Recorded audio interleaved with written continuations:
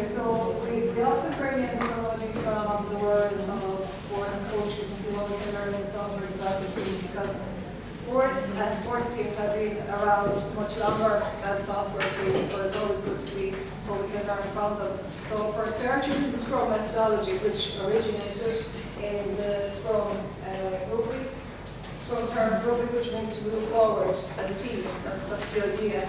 And I suppose what I have here is, this was our original, let's say, way we worked around the whiteboard physical board with your post-its, and now we're doing that remotely. I know the using over there, don't worry about that. So Scrum is carried out remotely. So you can go on to the next slide, Sean. This is from the Ferrari F1 team, which have been highly studied as a high performance team as for a long time, and in particular, like they always thought it was the driver gets a lot of the credit, but some of their races have been termed as the races that were won in the pit, because of the whole team effort. So we'll move on to the next one. Just want to introduce a bit of background on Kevin, so you can think of questions to ask him maybe based on the introduction. So Kevin's from 100% personal training. Keep going there, Sean. He owns his own gym. He's a personal trainer. He's working very busy now, doing a lot of online coaching, and now he's based in Pisa. He was online coaching. He's a GA coach and a GA manager. He's competed in bodybuilding competitions and also some ultra runs. So we'll go to the next one. This is just an overview of his going off his gym from 100% personal trainer. You can keep going through these ones, Sean. So this is an idea, stop there, stop. This is someone from the GA coaching world. And yeah, you're right, go on to the next one. I can't remember the order I had them in. So yeah, so as well as the GA coaching, the personal training, the online coaching, he's also participated and raised money for the Niall Mellon Foundation, which is an education foundation in Africa, so looking at building schools out there. So he did an ultra run, 3 marathons, 3 weekends in a row, followed by an ultra run to raise money, and then to help. This is a picture from the Niall Mellon, but he's going to talk a bit more himself.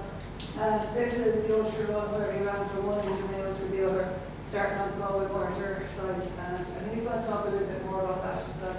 So we'll end this one there. You can stop sharing the slides, Sean, and maybe if you want to come back up, and then we'll hand over to Kevin.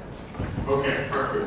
So just before we start, so I did these before in person, and it's always a bit easier when you have feedback with the people in the room. But I think this will work just fine. This is essentially what I do with all my online clients anyways. The topics I'm talking about today are topics I talk about all the time with the teams I've coached or the online clients that I have currently. It's not just about nutrition and fitness, it's also about getting inside their head and improving their lifestyle in general. So the first slide I'd like to get up is one of the quotes here. So these are 3 of my favorite quotes. So I didn't really have much interest in school. I think I tried to be good at it, and I tried to be good at it in university as well. But it didn't really happen for me, and I think it's because I struggled to learn that way, sitting down.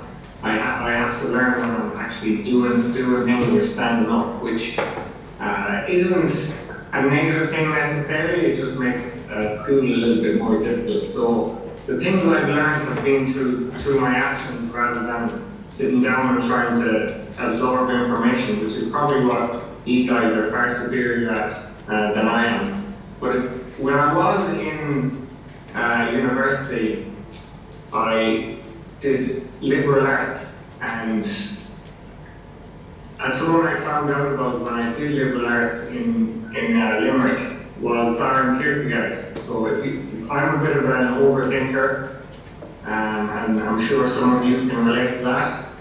But if you don't want to find a group of overthinkers, it's probably in philosophy in second year or first year of liberal arts. You'll find most of them in there. So two of the quotes from Søren Kierkegaard that I love, and I'll link these back at the end of the talk.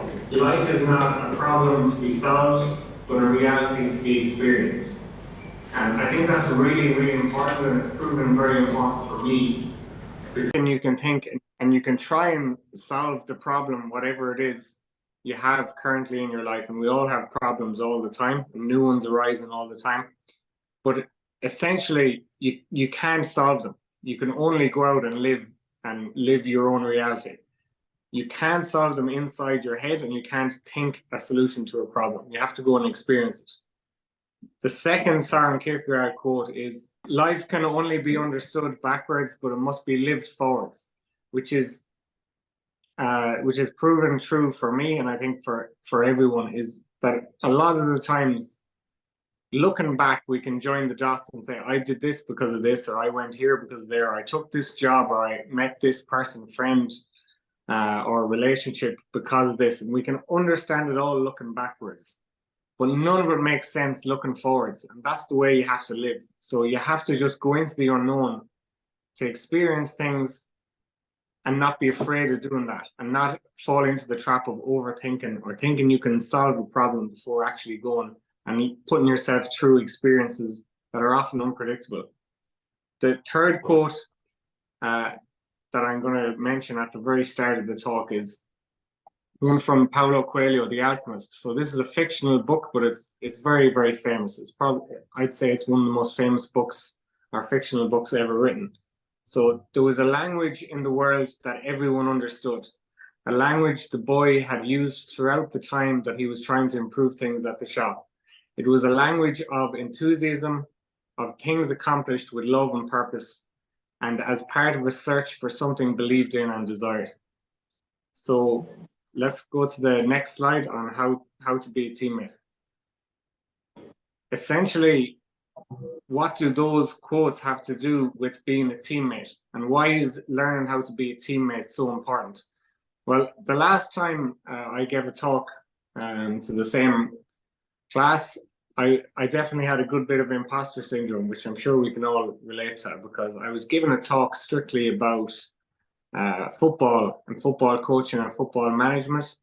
But if you, in sport, it's very difficult to give a talk, or it's very difficult to give your opinion without someone saying, like, what have you won, or what have you achieved? So, and no matter how much you've achieved, even if your last result was a bad result, they can point back to that one. So it's always difficult to give a talk on your experiences in sport, because it's so easy to point back at a flaw you've made. But I suppose the good thing about giving advice on life is you don't actually need to have achieved anything. You can give anyone advice on life, and often you just need to look like you're having a pretty good time, or make it look like you're having a pretty good time, and people will be happy to take your advice. So in life, teamwork is essential, because your family is a team and you need to work with them to achieve things. And if your family's not working like a team, they can bring you down. And in life, the business or your career, that's a team. So whether you're working in a gym like me with other personal trainers, or whether you're working in teams remotely on digital projects like here, it's really important that you're able to be a good teammate, and you're able to relate to the different players around you and make them look good. And then what I've been part of in the last couple of years has been very, very different for me, because to move on to the next slide. So the one on what I've been up to recently. I was a GA coach for 10 years and built my gym for 10 years. And in that, you're very inside concrete walls of, okay, this is what the team is, this is who's involved, and this is what it looks like. Whether that's in the business I was working in, the gym with the other personal trainers, or with the football teams I was coaching with, you were inside a very structured game almost. And you had to learn how to play the rules of that game, and then you had to learn how to be a good teammate. But in the last 2 years, I've been up to some different things, and I've taken on some new challenges. And so a year and a half ago, or I'll start even before that. So what I've got up to in the last year and a half is I ran 3 marathons and 2 ultra marathons, raised €6,000 for charity once, and then €2,000 another time. I went to Africa building houses for some of the poorest children in the world, and building schools.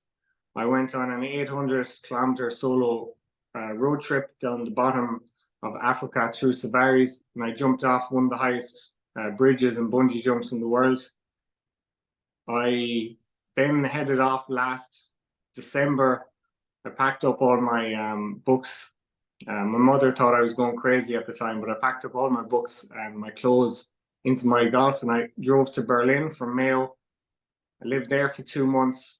Then I went to Paris and lived there for 2 months. In Berlin, I went on a 2-month, I suppose, exploration of all the history sites from World War II, which I have a bit of an obsession with, and all the techno clubs, which I always, I love techno music and electronic music. So I spent the 2 months in Berlin wandering around techno clubs and history museums and art museums. And then I went to Paris and went around all the history sites, art museums, and I went on a 2-month croissant tour of Paris, trying to find the best croissant, and gained 5 kg in 6 weeks, eating about 1,000 calories a day of French desserts. Then I then went to Ibiza for 6 months, and I've managed to enjoy everything that's associated with Ibiza: the food, the clubs, and the people, it's a very, very unique place for meeting people of all kinds, of literally all ages, of all backgrounds, of everywhere in the world. So I don't think I would have been able to do any of that if I hadn't been able to be a good teammate or learn what it's like to work in a team.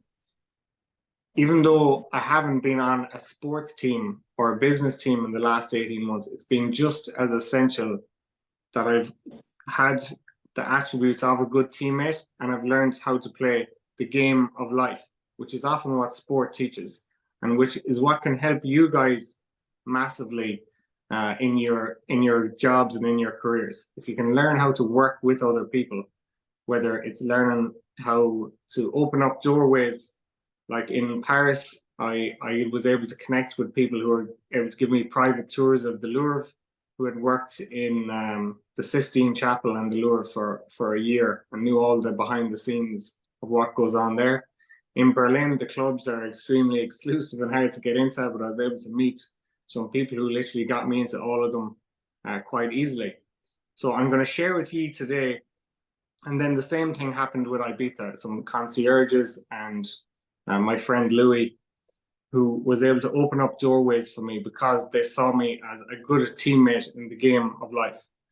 So just before I move on to the next piece, where I share with you what attributes I think would help you become a good teammate and what's helped me experience things that I want to experience, is I was telling you about a team I joined remotely or digitally, like you guys will, and it's called the Creator Club. So my friend Louis, or he was an influencer I followed. He had this course where he teaches people how to make money online, and it's not just fitness people like me. There's a race car driver like Formula One.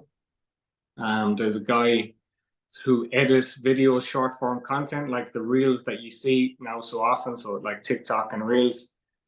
There's guys who travel the world on budget travel long term, like 5 to 6 months through Asia, Central and South America. It's very, very varied, the type of characters that you meet in it, or the characters who have joined it. And it's been one of the most influential teams or clubs that I've ever joined. And even now to this day, I'm still benefiting every week from the other members of the team. So digitally, he brought these 10 to 15, I think there's 20 in it now, people together. And we all clashed heads on Zoom calls, and we all shared our opinions on different goals and aspirations we had.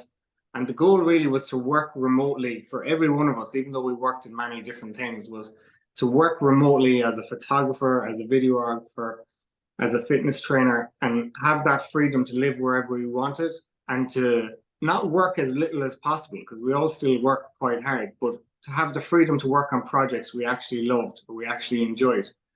So even though we had never met Louis, he was the leader of the team, and the rest of us all took his advice. Now, Louis is a funny character. He's a pure salesman. So you would think to yourself, is he just trying to fleece us? Is he trying to take our money and run away with it? But there was an element of trust. So we trusted him that he was going to give us good information. And the information he gave us was unbelievable in how much it affected us all. And it was also unbelievable in how simple it was. But I suppose what he did for us more than anything else was fill us with confidence. Okay, so he was living remotely and making money online, and he filled us all with the confidence that we could do it as well. You don't actually need to be that special. It's very possible, and you can live life on your own terms. So to move into the teamwork a bit, when you're working in a team, it's really, really. So I'll move on to the next slide, Mary. Sorry. Which slide is that, Kevin? The one with the blue guys and the orange. That one? Perfect. No, the next one, the one after that.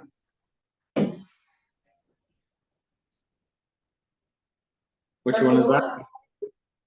No, I think. It's the one with the blue guys and the orange head. Yes. Is that the one? I know the one you want, but I think I haven't got it in the slide pack. Yeah, no worries. No worries. Won't make any odds anyway. If you can just put up the Carfin one or the one anyways. Okay.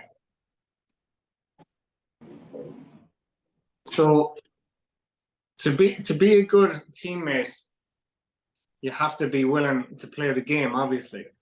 And sometimes it's difficult to understand what the game is or how to win it at all. So to clearly define how you win the game, most of the time, it's not about who scores the most or who gets the most attention. Because if you score the most, but you're greedy, then you might win this game, but you won't be invited to play many others. And if you're not invited to play many other games, which is essentially working for more businesses and connecting with more people, then you win short term, but you lose long term. And someone who wasn't as successful as you in the short term can actually be far more successful in the long term because they're more generous and more people want to play with them. So they end up playing more games, which is a different form of success. But the more games that you play and you're invited to play, the better your skills get, whether that's technical skills, physical skills, or people skills. The more practice you get, the better you're going to get at the game. And the more practice you're going to get by being someone who others see that they can play with continually over time. So the winner of the game essentially isn't the child, maybe that's 14 or 15 years old, who can completely dominate a sports field but never pass to anyone. Because eventually they're going to come to a stage where no one wants to play with them because it doesn't feel good. So in business, that might be associated with a boss who pays himself very, very well, but doesn't pay his staff very, very well at all. Okay, he might be very intelligent, he might be very good at what he does, he might make a lot of profit, but he can't get good people to work for him because good people want to be fairly compensated. And the difference between a child being greedy in an underage sports game or a boss being greedy in a business in a adult sense, there's very, very little between them.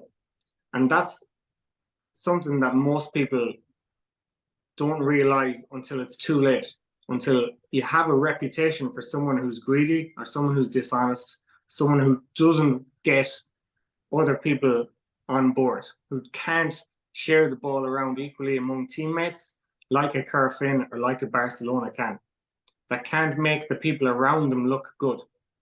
So what is a good teammate in this sense? How do you get invited to play more and more games and have more and more opportunities? Well, one of the first things is you want to make other people look better than you. And that might sound difficult, but it's actually very, very simple.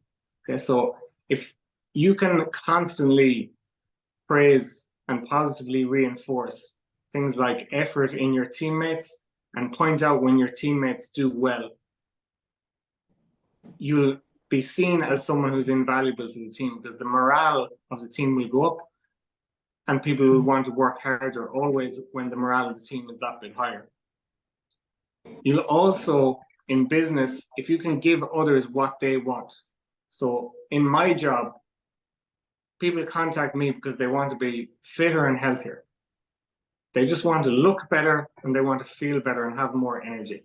And if I can prove to 10 people, maybe my first year in business, 20 people my second year, 100 people my third year, and continually over time, over and over again, that I can help people get fitter and healthier and stronger, then more and more people who want to get on board, find out more about what I'm doing, and take an interest in my products or services, which is the same as even on a global scale or a macro scale, like Apple computers.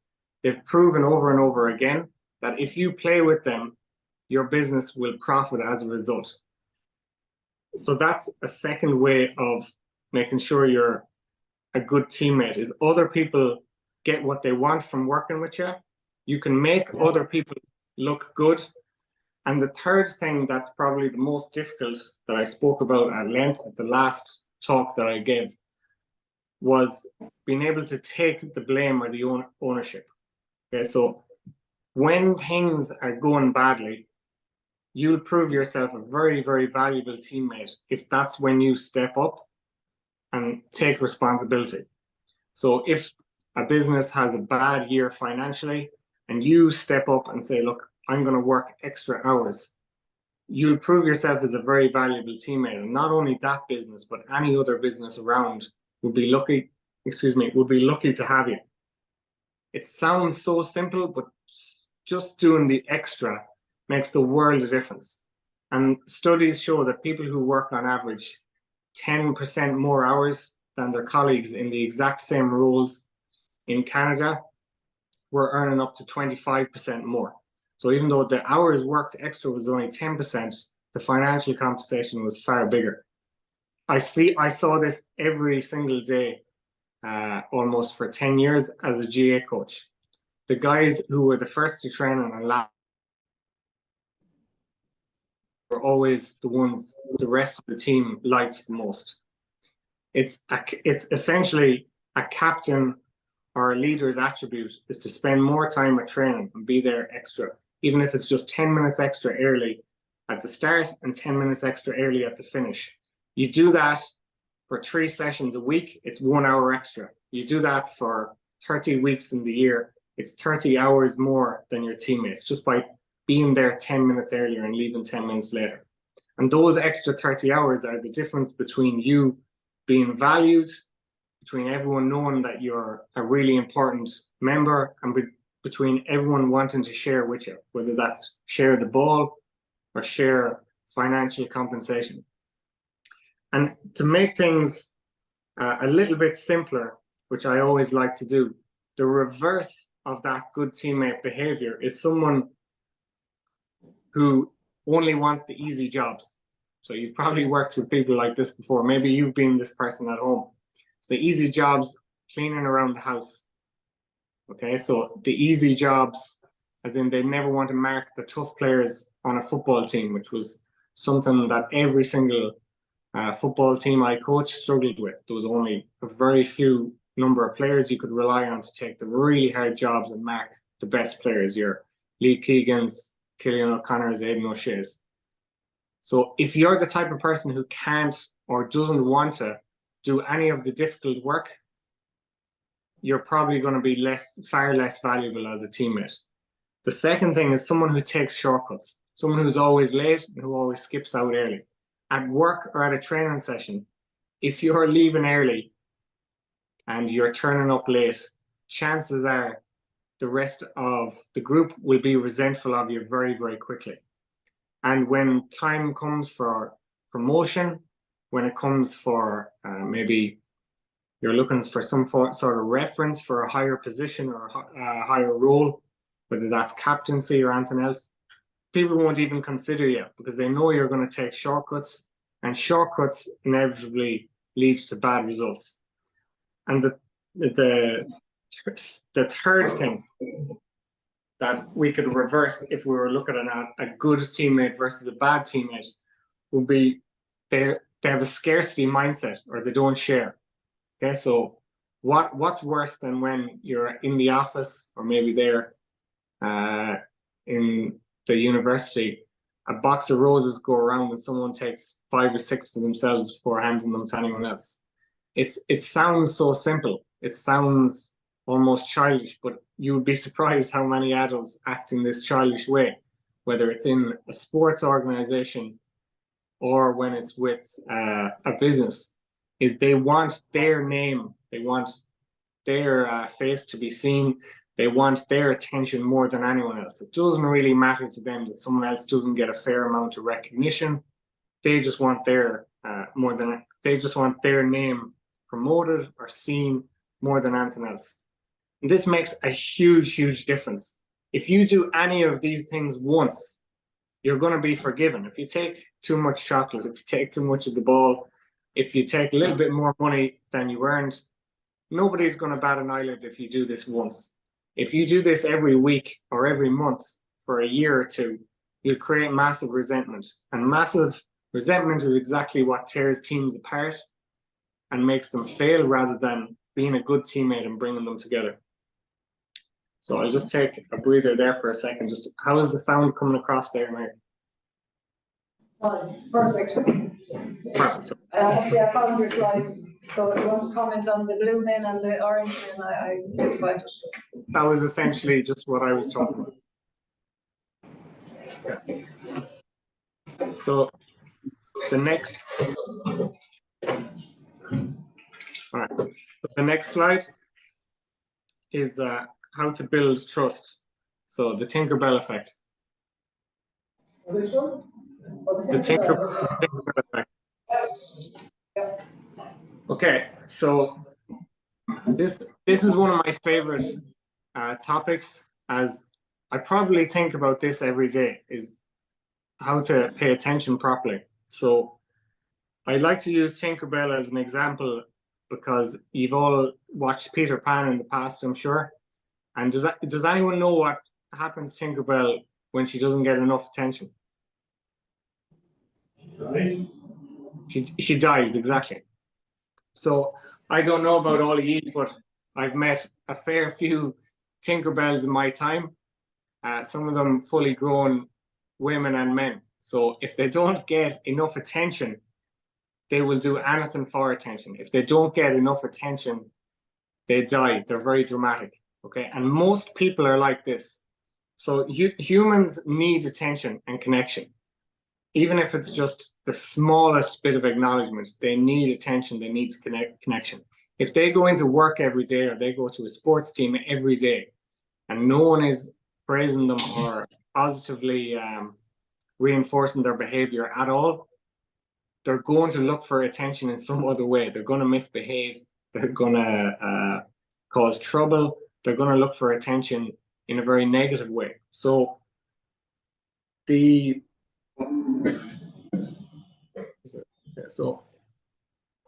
when you think about attention, and this is probably the most important thing you can take away from today on being a teammate. When you think about attention, you think about the most valuable resource in the world, which is time. Okay, because we only get a very finite amount of time. You've all heard that before. And time is more valuable than money because you can earn money back, but you can't earn time back. I'm sure you've heard those two statements before. This is why we spend time. Things cost you energy or cost you effort, and you pay attention. Okay, it's unbelievable how many people will respond extremely well to someone who pays them genuine attention. And how do you pay people attention? I did it with sports teams, but I also did it all last year when I was traveling. I got people who didn't even speak English to take a liking to me and give me opportunities very, very easily, just by paying them attention. Whether it was in a coffee shop I was going to for 10 or 15 days in a row, or to have some other experience. If you can make people feel important by giving them as much attention as possible, they'll want to make you feel important and they'll want to give you what you want. So how do you do that? Well, the way I've did it is I've given people my time, my energy, and my focus. So in a simple sense, with a few examples, what I would say is you need to make eye contact.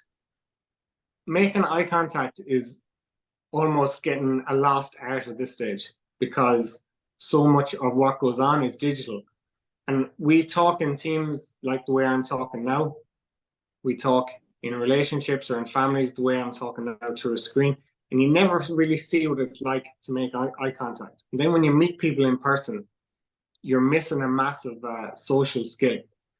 And then, of course, we all, whether it's kids or adults, we all spend far too much time looking at screens and looking at social media, where we're looking at pictures all the time. We're not actually looking at the person in front of us and not making eye contact. But if you can be the type of person who makes eye contact regularly and speaks to someone clearly and listens to them, they'll take notice of you very, very quickly, and they'll absorb what you're saying. Even if they don't agree with it, they'll be far more likely to listen to you and hear you out if you're simply making eye contact with them. But if you're not focused on them and you're distracted and you're telling them what to do, maybe as a boss or a teammate, and you're clearly don't even mention their name, they'll be very, very slow to take any of your instructions. Even if they agree with them, they won't like taking instructions from you in the wrong way. And in the wrong ways without delivering it a personal message. So another thing on paying someone attention would be to use their name. There's a very famous book on people skills called How to Win Friends and Influence People. And he talks about it a lot, that the best sound that anybody can hear is the sound of their own name. So I've seen this over and over again, and I've used it many times. To use someone's first name builds a strong connection with them. Okay, so if you were to walk through a crowded room now and there was everybody talking, but if someone heard you couldn't hear only mumbling words, you wouldn't be able to hear what they're saying. But if someone was to mention your name at the back of the room, you'd pick it up straight away. So if you can use someone's name and say, okay, Brendan, how did that make you feel? Okay, or you can say, okay, John, how are you feeling today? And did you sleep all right last night, John? Using the name at the end while making eye contact is absolutely enormous for building connections and relationships with your teammates. If you never do it and you constantly forget people's names, which we're all guilty of, even myself sometimes, and I make a big effort to remember people's names. It's very difficult, especially if you're dealing in bigger teams. If you never use their name, you're never going to build up trust the way you can, because they don't really feel like they know you. Okay? And then back to if you're their leader or if you're their teammate, if they don't feel like you even know their name, they won't trust you. And if they don't trust you, they won't take instructions from you. Okay? And then the next thing I've used to great success is taking notes. Okay, so I'm a bit obsessed with taking notes, pen and paper. So I have a journal for like affirmations, a 5-minute journal. I'll send a photo of it into the group afterwards. And then I have another journal of my diary, so of my clients and all the clients I've had for the last 6 years. And every session I've done is written in the journals I have. I also have notes on ideas for work, so whether it's new ideas for work in social media or the gym. And I'll actually grab them, they're only right here.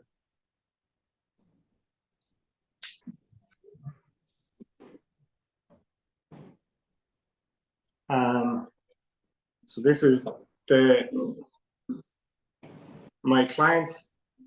This is the 5-minute journal for my thoughts in the morning and the evening. This is my to-do list where I just check things off. And then I have 2 or 3 of these copies for writing notes. So when I've met extremely successful people in the past, and I went around Ireland when I was GA coach and met some of the most famous and successful coaches in the game, I always had a load of notes written on them, and they always found this very, very impressive. They always commented on it. They always appreciated that I had done my homework and I had notes taken on them. Then when I was doing the bodybuilding shows or the different physical challenges I did, I had coaches of different kinds, flexibility coaches, bodybuilding coaches, powerlifting coaches, whatever else. And I always had loads of notes written on what they were saying. And they really appreciated it. Always commented on it. They always told me, you're like, well done on taking notes.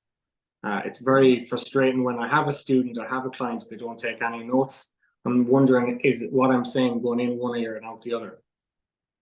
So that was when I was back in Ireland. But then last year, through the Creator Club, I met a lot of very famous, I suppose you call them influencers or content creators, social media experts, business experts, online business experts. And I did the exact same thing with them. These people couldn't be more different to your average GA coach or business owner in the west of Ireland, and the exact same technique worked just as well. I'd often show them in the notes on my phone. I'd say, I have some notes written here of questions I want to ask you about maybe a podcast they'd done, an interview they'd done, a YouTube video. They always really appreciated that I had taken notes and that I had information ready to ask them, and they were happy to give it back to me because they knew I was clued in and I was focused. I paid full attention.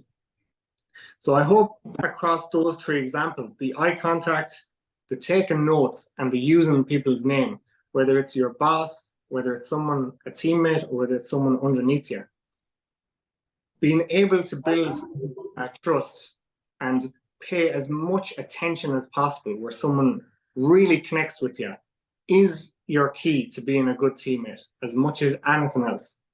Okay, it doesn't matter if you're the best personal trainer or the best computer programmer in the world. If you do not have those people skills, people will not like working with you and you won't be invited to play many games.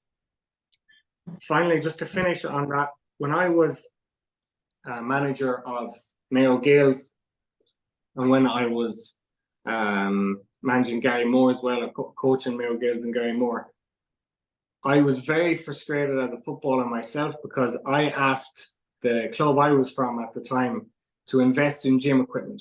But I showed them lists of how much it cost. They wouldn't buy it. I asked them nicely, as nice as I could at the time anyway, would they be able to buy it? They wouldn't. I was very frustrated. So when I became a coach then, all I essentially did, and I decided this very, very young, because I started coaching at 22, is I'm going to give the players what I wanted as a player. So every club that I went to after that, Mayo Gales, Gary Moore, Team in Clare, Clonagad, and even I got asked to help set up gyms in another few clubs. I made sure the gym, the first thing I did when I went into the team was make sure the gym had everything I'd want if I was a player. So every single thing I wanted. All the equipment laid out in the way I wanted, which is a lot cheaper than you might expect. So I just gave the players what I wanted myself. And then on top of that, I gave each player free personal training or strength and conditioning coaching or free nutrition coaching. Because when I was a Gaelic footballer, when I was a player and I was young myself, that's what I wanted. And I remember the few people who did give me that attention. Kieran Griffiths, Enda Varley, Alan Feely, I'll never forget. They gave me attention, gave me a little bit of advice on lifting weights, taught me a few exercises. I never forgot it. So essentially, if you're trying to give people attention or you're trying to build trust, don't underestimate the simplicity of just giving them what you want. Maybe make a list of the things that you would love someone to do for you and then do them for someone else. The fastest way to build trust with people is give them something what they want, make them look good. If you think it would be something that you want or make you look good, chances are they want the same thing. We're all human. We all desire pretty similar things, okay? Most of the time anyway. So then finally, before I wrap up and bring it all together, the trust and forgiveness. This is a really, really tricky one, because if you want to go far as a teammate, you have to trust other people. But the problem with trusting other people is it leaves you vulnerable and it leaves you open to manipulation and dishonesty of all kinds, whether it's stealing money, whether it's lying about you, whether it's, I don't know, cheating in some way or another, whether it's duplicity. So if you've done Shakespeare, you've done Shakespearean duplicity, where he talks constantly through the themes of Macbeth and Hamlet, to someone pretending to be one thing and then actually being something else. You're going to meet all of this stuff. It's guaranteed. None of you will be able to avoid this. You're going to meet people who are going to lie to you and who are going to screw you over. Okay, so that's extremely difficult to deal with. Okay, that's a very nasty side of human nature that's always been there and always will be there. But how do we put it into context? How do we still move forward and trust people and forgive them, even though we get badly burnt? Well, the question I'd ask you at the start is, what's the alternative? Okay, so if someone lies about you, if someone screws you over for a job or a pay rise or something like this, or someone doesn't pass the ball to you when you were maybe in the best position, how do you move forward and continue to trust afterwards? Well, the alternative to not trusting people is becoming very bitter and very, very resentful. Okay, and that is a road that many people go down. Okay, so you see a lot of maybe sports journalists, sports pundits, and they're just extremely bitter, extremely negative about their experiences. And they relish in the opportunity to cut down someone else or to criticize someone else. And usually that's because it's happened to them. So people who come across that usually then turn that on someone else. But you don't have to. You can continue to trust, not trust blindly in a way that's going to leave you completely open. You don't want to trust an ex-convict with 10,000 euro in cash. But you still want to trust people relative to the level of trust that they deserve. And if you do that, it's very self-actualizing for the person that you're trusting, because if they feel that you value them enough to leave them in a position where they're responsible for something important, materialistic or not, they feel that you value them enough to have power over you, to leave you in a vulnerable situation where they could tell people information about you or the team that might be hurtful, or you or the business might be hurtful. It's very empowering for them. And ultimately, if you do that 100 times, you will have a few people that betray that trust, but you still have to move on to the next 100 people, and you still have to trust them as well. And you still have to learn your lessons about the bad days and the days it comes back to bite you, and still move on to trust more and more people and become a better judge of character all along without becoming cynical or bitter. I'd also emphasize the point to you about forgiveness. If somebody does screw you over or lie to you, which happens in teams and businesses all the time, okay? Every single person in the room there will be able to relate to sometimes somebody lied to them, or sometimes somebody broke their trust. Carrying that resentment or carrying that hate is a terrible thing. So the quote about it I love is, if you're carrying that hate or resentment, it harms the vessel it's stored in far more than anyone it's poured on. Okay, so if you have someone that's bitter or resentful, it's them that gets most of the poison, not the person that they're spewing about or giving out about or complaining about. Okay, it's them that gets hurt the most. So they might have hurt you a lot, if we only think about the next week or month or year. But if we think about 10 years or 20 years of being dishonest, they leave themselves in a very, very bad situation. If we think about 10 or 20 years of being very, very honest and very, very trusting, not in a naive way, but in an adult, aware way, you're going to have yourself in a fantastic situation where the world looks like a playground to you, and you're invited to play as many games and invited to play on as many teams as you basically want. Okay? You build up your reputation, trusting, someone who's hardworking, someone who goes the extra mile, someone who shares with their teammates, and someone who's very, very valuable, whether it's in a community, a family, a business, a sports team, no matter what it is, a university. So to finish the talk, I'll pull it back to the very start, the quotes that I began with. So that's the Søren Kierkegaard and Paulo Coelho. So the first one, life is not a problem to be solved, but a reality to be experienced. So as you move into the next team you're on or the next business you're in, you have to think that, don't overthink it. You have to move into it and experience it. Even if it's a negative experience, even if it's a horrible one where someone treats you badly or some business treats you badly, it's an experience. The lows are what makes the highs highs. Okay, if you don't have experience of lows, they don't have to be in equal amounts or anything like that. But if you don't have experience of the lows, the highs don't feel as good. And me personally, I like a bit of a roller coaster. I like very high highs and very, very low lows. I don't mind failing, and I have a few epic failures behind me, as much as the good things that I've done in the last couple of years. I've had a few things and really, really bad days, but I don't really mind it because they even themselves out over time. So just go and experience things, go and try things, whether it's something physical challenge like a marathon or a bodybuilding show, or just getting in better shape. Whether it's a mental challenge like a new course at a university, or a new online course, or a photography course, or some new skill. Go and experience things. That's the best advice I can possibly give you, and that's going to allow you to be a teammate and allow you to connect with other people and to practice all what I've been talking about today. The second thing is, life can only be understood backwards. What must be lived forwards. Is looking back, you're going to look back at your experiences and you're going to think, oh, they all made sense. And you can think, oh yeah, well, I did this because I knew this would happen. But we haven't got a clue.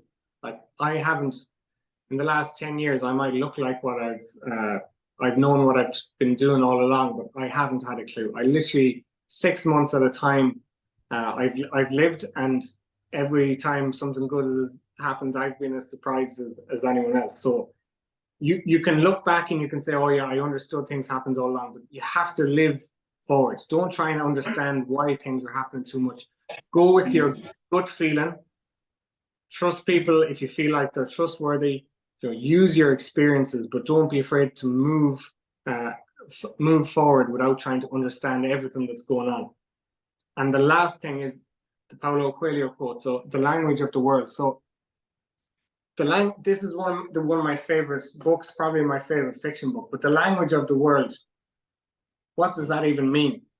It basically means if you walked into a coffee shop now in Berlin or Paris or anywhere, New York, and someone didn't speak one word of English, and they were from a different side of the world to you, and they had a completely different background, could you make them like you? Could you make them trust?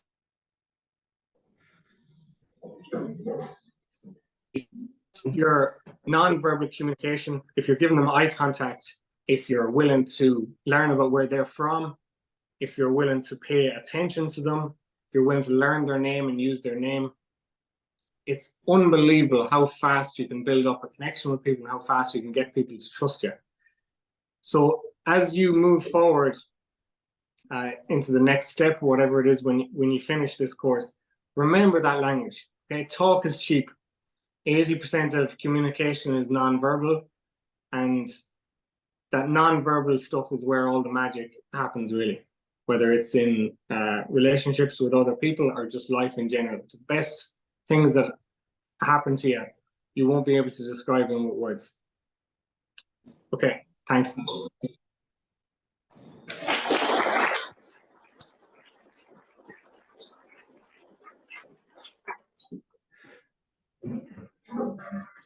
Kevin, are you happy to take some questions from the class?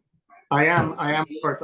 I'm just before we start, sorry if I went on too long, so I have no idea how long that was or how it went down or anything. So I'm interested to take some questions. Yeah, it went down very well. I think I can safely say, and thank you very much, Kevin. But let's take some questions, guys. Yes, I'll start. In my past workplaces I've been, there's a couple of personalities I've met. Sorry, I can't hear you. Can you step maybe a little closer to the camera? So I said in past workplaces I've been, there's been a couple of personalities I've met. There's one that I really can't play along with, and it's some people they're very like like you mentioned, they're very duplicitous. So when you're next to them, they say something. As soon as you walk out, they're completely different. So I'm just like, because the thing is, I feel sometimes they are aware of it, but they don't care. And if you're in a team with them, you can't trust them. I mean, like, what's your experience or advice in terms of if you're in a situation like this? Because in past workplaces, I've had this, and it is very. I don't know how to react in that situation. Yeah, it's a good question. All I can tell you is, what's your first name? Omar. Okay, so Omar. Okay, so basically, everyone in the room here is going to go through that same situation. If not once, then many times. And I have to admit that I was very, very naive the first time I came across duplicitous people. So when you walk into a room, you tend to, most people anyway, they'll take people at face value. So someone says, Joe, I don't know, maybe I'm looking at my runners out here. So someone says to you, I like your runners or your shoes. You'll be happy out with that comment. You won't expect them as soon as you leave the room say, oh my God, I hate those shoes. But that's essentially how a lot of people behave, you know. Maybe I don't know what percentage you would say behave like that, but I would say at least 10%, if not more, are going to behave like they're going to be that duplicitous. They're going to, you can see it with the fake smiles. I personally hate fake hellos. The big hellos, the people who nearly knock you over with a hello, and their mouth moves but their eye doesn't. So I know if you know Jordan Peterson talks a lot about these type of people. That helped me a lot. And also there's an author called Robert Greene. He wrote the 48 Laws of Power, the Laws of Human Nature, the Art of Seduction. He has a lot of really, really good podcasts that I think everyone in the room would enjoy listening to. He has ones on Huberman Lab, Andrew Huberman. I'm sure a lot of you have heard of them. So the most famous podcasts in the world. He would be very, very good to listen to on them. And then, I'm not an expert on it, so that's who I'd tell you to learn from. But in my experience, which is what you asked, sometimes you have to play along with someone. Sometimes you have to play along with someone who you know is going to throw you under the bus as soon as they get a chance. You just have to play along with them, because even though they're going to stab you in the back at some stage, you have to use them maybe as part of a sports team so that the sports team can still develop. Okay? Or you have to use them as part of the business, because if you don't, I don't know, you could wreck the whole company by getting sued for unfair dismissal or something crazy like that. So you're going to have to play along with them. So when you get into that situation, and I got really good at this in my late 20s, but I was absolutely awful at it in my early 20s, is you can set yourself up for damage limitation. So you need to be very clean cut in that case. You need to make sure that, okay, you know that they're going to say something. So if you have your reputation crystal clear, that you're hardworking, that you follow up on the promises that you make, what other ones did I mention? So that you take blame or ownership sometimes when it's not even your fault, or it could be easily blamed on someone else. The extreme ownership that I talked about before. If you do that over and over and over again, when they do attack you or when they do try and undermine you, a lot less people are going to believe them or give them any attention, and that's the best you can do. But sometimes you do have to fall on the sword and move on to the next project. And sorry if I'm going on a little bit now, but what I would tell you as well is, who am I or who are you to think that we can fix any business we go into, or any sports team, or any country? We can go into Soviet Russia and sort it out. We can't. So some places we need to just get out of. And if it's very toxic, I would just say get out of it. Move on to the next job. Move on to the next place. If you can fix it or you can change it, then that's a tough situation to be in, but it's part of every sports team and business. That's perfect. Thanks. Okay. Any other questions? Yeah. Kevin, yeah, you mentioned, I suppose, confidence, playing the game, getting out there, going, experiencing things, and would say, have you advice for someone who might struggle with confidence for how they kind of pick themselves back up again? Would say, so, be a fear there. I would struggle with confidence myself. Be a fear there of doing something wrong, breaking something, causing extra work for somebody else, that kind of thing. So we say to take the bull by the horns and just go and do it anyway, and you get it wrong, to be able to kind of rally around after that. Yeah, it's a brilliant question. I think I struggle with confidence, but then other people tell me I'm very confident. So it's all relative. It's all inside your own head, So I would say, in that situation, I would say if you think too much, and I'm definitely an overthinker, if you think too much, you'll never do anything. You'll never try anything. You'll always find more reasons that you can fail. So I'll bring you back to the time that I left Ireland. So my business was going really, really well. And I didn't know why. I just wanted to travel.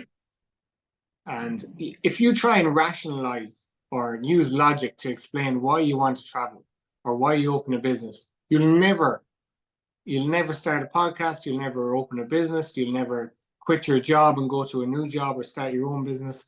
You'll never start to fit, because there's always so many reasons that you shouldn't try something that's risky. So to think about them over and over and over again is the worst thing you can possibly do. What I would say to you is to be aware of what can go wrong.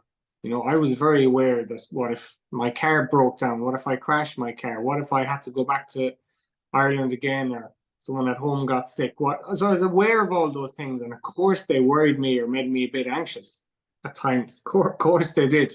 But like my mother, she thought I was meant to leave in Ireland, and then I was talking to her on the phone the last day for her birthday, and she was just laughing at me packing up all the books and moving to Berlin. Like, you can't rationalize that, or you can't make logic sense out of it. You just need to go and do it. Now, looking back, it looks like a great idea because I've had a good time or whatever. But if I'd crashed the car, if I'd got in some sort of bother, it would have been the worst idea ever. So I would say that there's a thought experiment. I don't think it was ever actually a real experiment, called Schrodinger's cat. Did you ever hear of it? Did any of you ever hear of it? Look it up after. Yeah. So basically, with Schrodinger's cat, there's like the whole experiment goes around: is the cat in the box alive or dead? And there's no way of knowing it's alive or dead until you actually open the box. It's a very famous science experiment. So if you're thinking of doing something or putting yourself out there, and you're like, geez, do I have the confidence to do this? Am I going to do a good job? Am I going to do it well? Is things going to work out for me? That's a waste of time. You just have to open the box, which is taking the action. Okay, so go to YouTube, look up Schrodinger's cat, and you'll see it explained very, very well. But that's, most of life is like that. You've all the things that can go wrong. You've all the things that can go right. You just have to make the decision to take action, to go and have the experience, like Kierkegaard said. And if you keep doing that, you'll have some bad days, but most days things will work out better than you thought. Yeah. And you will get confidence. You can't talk yourself into confidence. You have to, confidence comes from experience. So there's a reason why, you know, most people are more confident as they get older. They've had more experiences. They know that the bad days aren't going to wipe them out. They know that the good days, they're not king of the world. So they're more confident. They don't really care as much most of the time. Okay. Have we any more questions for Peter? Hello, Kevin. Thanks for your talk. I took loads of notes. I was, I'll move back so you can see me. So I was quite sort of struck by your stories about being in Paris and meeting these people who showed you around the Louvre, and then in Ibiza, showing you around like the clubs and stuff, because I love electronic music as well. So like I'm curious, like if you have any tips or like resources to look at sort of for when you're sort of in those kind of situations and actually developing those kind of contacts. And like, 'cause I'm kind of an introverted person, like, so I find sort of, you know, meeting people like that not so often. That's a brilliant question. So believe it or not, I think I'm quite introverted as well, and I spend a massive amount of time alone. You might find this funny as Irish. You're Irish people like me, so I found it funny. So you might find it funny too. But the Europeans don't believe in working as hard as the Irish do. I think Irish people work extremely hard after traveling for a year or two. It's like, so there's a joke in Paris. You can't send an email to someone from Paris at the weekend. Or someone from France the weekend. It's against the law. If the owner of the business sends an email to someone at the weekend, like, they can get in trouble for it. So there's a joke in Paris. The reason why they eat snails is because it's the only thing they can catch, because they're so lazy. And there's also a very famous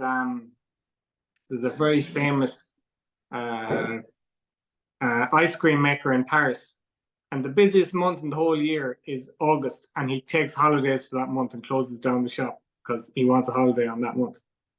So it's completely different to Irish. So I would say, to get back to your question, how to get in good situations, I'd say just put yourself in the situations. And a lot of the time I would have had maybe a problem like the last question I'm after answering. I'm like, am I going crazy here? Like, what am I doing going to this place here? Meeting this person from Airbnb experiences is where I met a lot of people. Like, they might have a tour guide, €50, they'll show you around, whatever else. So I met the guy who gave me the private tour of the Louvre. He had this Airbnb experience for like €50. I'll show you around the gallerias in Paris. So I was like, why not? It's only €50 and I might meet some other tourists. So he starts showing me around, and he's like, I worked in the Louvre. Is that okay? No, the TV's gone into meltdown here. 1 second now. We just, What do we press? There is the danger. No, it's gone into energy saving. Would you like to keep it? No, not in this session. Oh, good Lord. Can you hear us, Kevin? Anyway, can you hear us? Where's the one you usually have the answers? This one. I can still see you fine. Oh, good for okay, you. 1 second now. We're nearly there. Sorry. HDMI 2. You can see all our flabby bellies, so Kevin. Speak for yourself. Thank you, Kevin.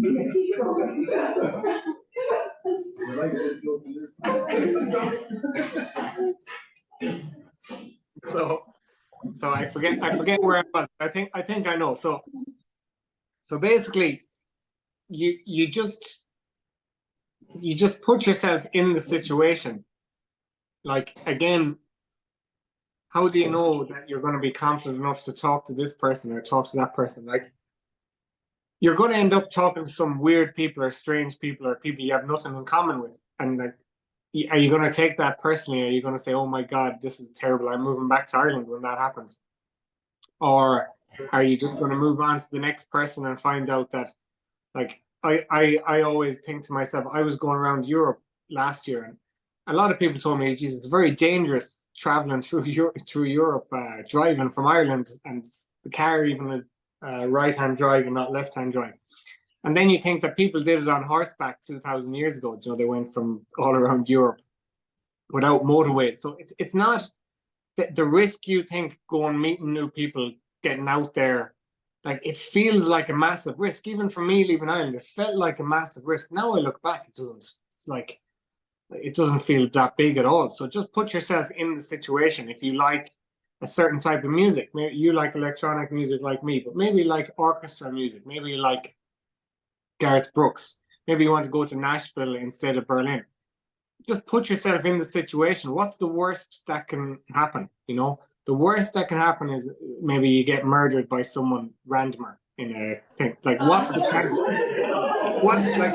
What's the chances of that actually happening? Is like 1,000,000 or 1,000,000,000 even to 1. You know, so it's very, very slim. So I would just say, just put yourself in the situation, and it's better to find out. It's better to find out and learn than just keep thinking and sitting and wondering what would happen if you put yourself out there more often. I hope that answers the question.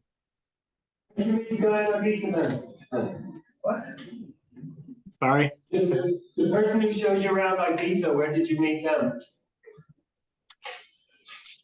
It's funny. So I think I've always told myself that I'm very lucky. So I do write this affirmation all the time that I'm lucky, and I actually have a tattoo that says I'm lucky as well. So the thing, I like to tell myself I'm lucky and I'm going to get in good situations all the time. I've done this for a long time. I've just said, oh yeah, things are going to work out for me. I'm going to get lucky. And it's funny, my mother and my sister used to always laugh at some of the situations I got into, and they were like, you're the luckiest person I've ever met.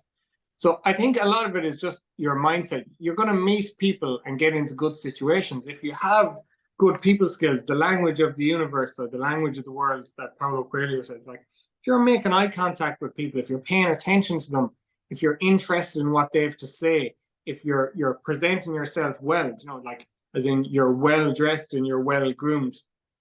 You don't have to be, you could dress like someone from the Rolling Stones or someone from a business. Well dressed doesn't mean a particular dress sense. You know, it can be just like you're well put together.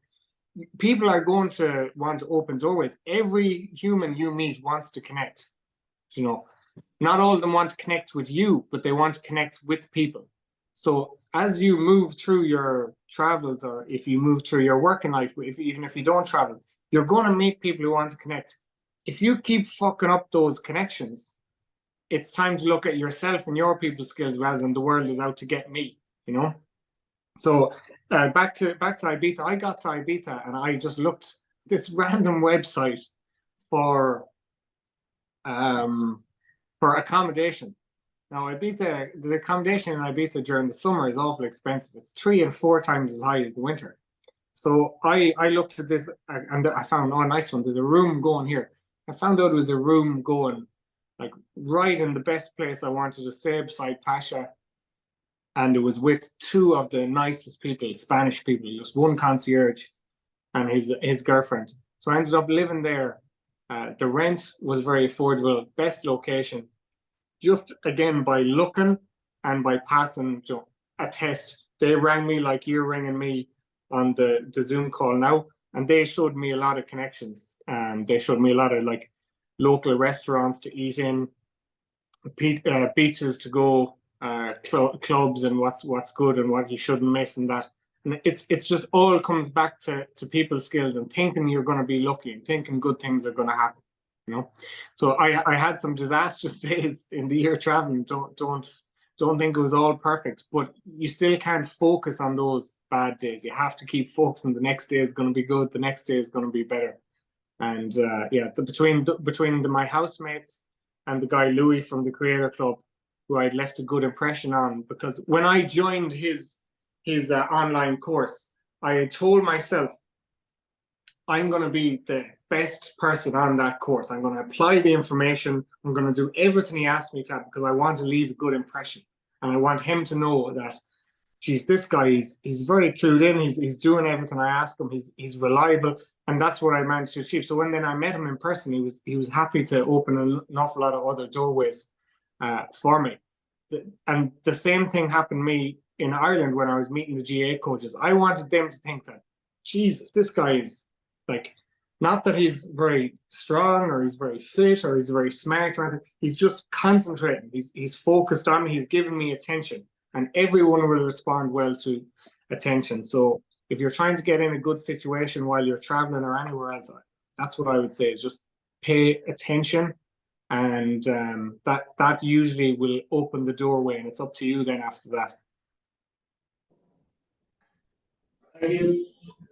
Kevin, I'm going to ask a question. We have a very good atmosphere here, remotely and at Clone. Have you any hints for online communication and why you think this is working very well for us here today? Because that's one of the things we're preparing for now, is remote working in teams as well. That's a brilliant question. Actually, I love that question because I've been thinking about that an awful lot the last year. So I'll just take a quick.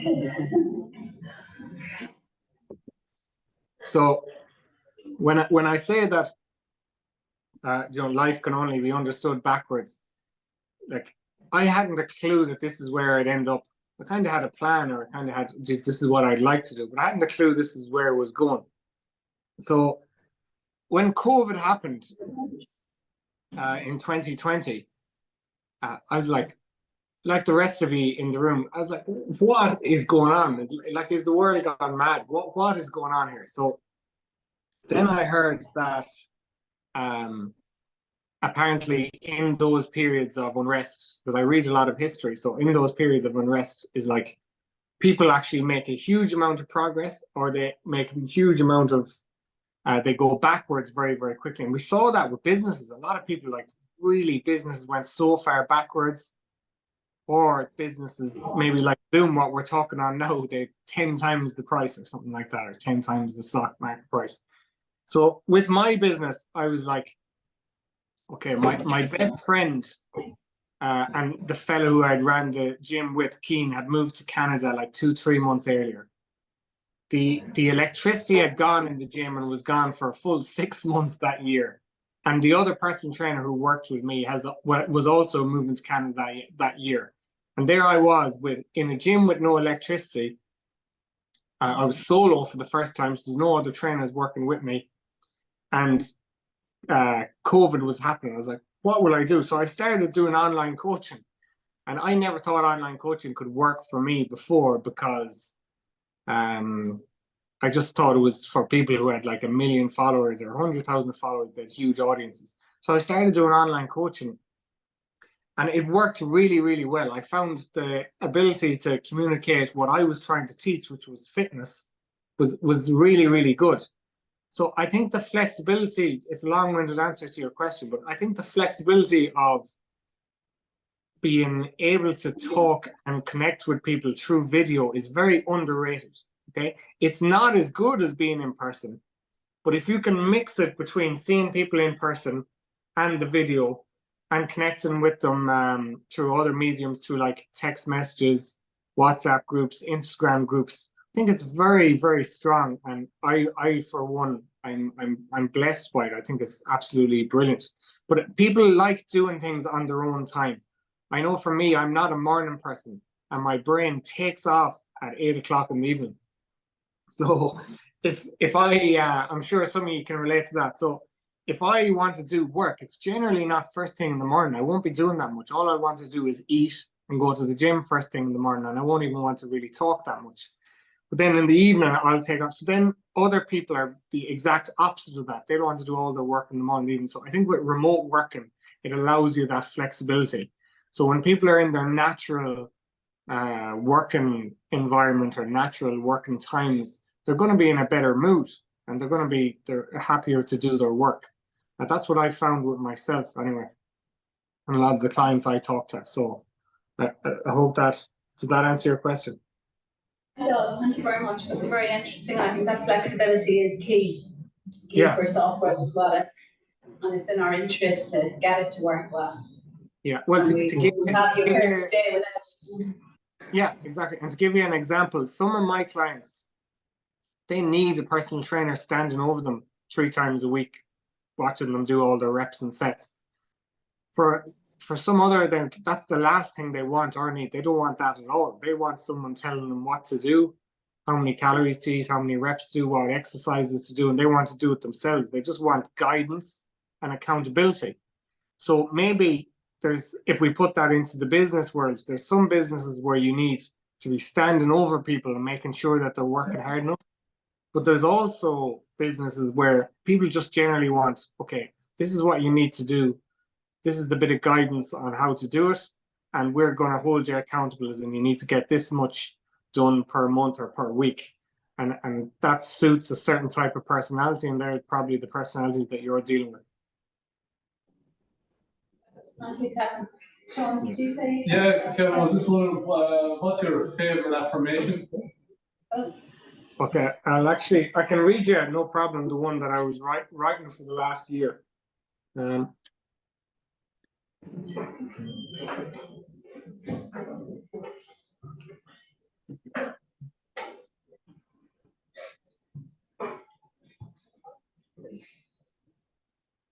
So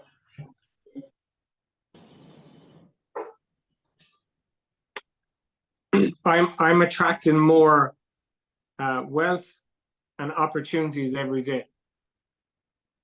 And a lot of the time as well, I would say I'm attracting great people, wealth and opportunities every day. Okay. And then I would say exactly how much I want to earn per month. And that's because I nearly ran out of money twice. So I had to do exactly okay, how much money am I going to need here before it runs out or before I go home. So I don't live a very expensive lifestyle, believe it or not. It might look different on Instagram. I just literally just eat the same foods and train every day. And so I don't need that much to keep me going, but travel is travel, and sometimes things cost a bit more than I think. So I had to say, okay, I'm running out of money. I better start doing something to say that it's going to help me earn more money. So I wrote down exactly what I need per month, and now I just try and hit that, So the thing about affirmations, and I've been doing them for a long time, is if you asked me about affirmations 2 or 3 years ago, I would have said that's a load of shite. I don't believe in that whatsoever. I don't think. But now, after meeting a few people, I call them affirmations, but I've been doing that journaling for years, all these journals. So they are affirmations. Some people call them prayers. Some people call them affirmations. Some people call them writing notes or taking journals or having goals, but it's essentially the same thing. You're just trying to write out something that you want to happen or you believe in over and over again. I've talked a lot about affirmations to my clients an awful lot. And what I would say with them, what I found to be true myself, is they need to be written many times. So either you're writing them 10 times a day or you're writing them every day. And they tend to come true that way, because we're not exactly asking for Lamborghinis tomorrow morning. That's not an affirmation. That's like delusional. So you're writing something that you actually want to achieve that is pretty achievable. And the second thing with them, what was I going to say on them? Is, they need to be like concrete. So it can't be vague, So if you're like, I want better things to happen to me, it's like, what does that even mean? I want positive experiences. It's way too vague. So if I was meeting, say I went to some parties last year and met some people, or if I was doing some travel experiences, like when I was moving to Paris, I write down exactly how I want the day to go. Only like 10 or 20 words. So it's like, I want to have a positive experience and meet people at the Eiffel Tower, or I want to go to this club and enjoy the music or the DJ playing. I write that beforehand. So I'd mix that, the daily affirmation, which would be something different every day, with the concrete one that's the same every single day. You know, so it can be very clear with what you're writing down.